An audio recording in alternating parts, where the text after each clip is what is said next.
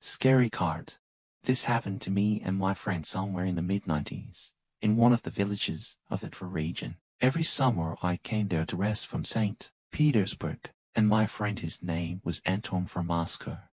One cloudy August day, we decided to go mushroom picking. The places there are quite remote. It is easy to get lost. So we decided to walk along the road through the forest, so that it would be visible from the forest. It should be added that cars or tractors drove along the road quite rarely. Since my village was the largest of all the surrounding villages, it was the only one with a store. People from other villages, located within a radius of 5 kilometers, went to ours for groceries. Some kept horses and went to the store on carts. For everyone, it was a completely ordinary means of transportation.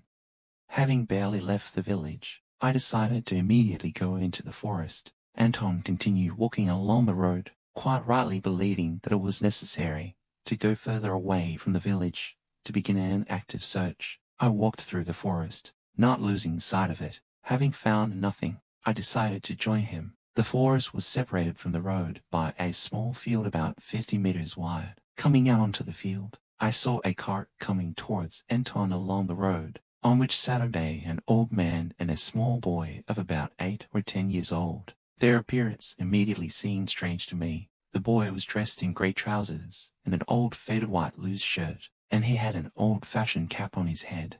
The grandfather was sitting with his back to me, and I was not able to get a good look at him. The boy had the reins. I could not see his face. He was sitting half-turned to me. When the car drove up close enough to Anton, he suddenly stopped abruptly and dropped the basket from his hands. I quickened my pace and caught up with him a minute later.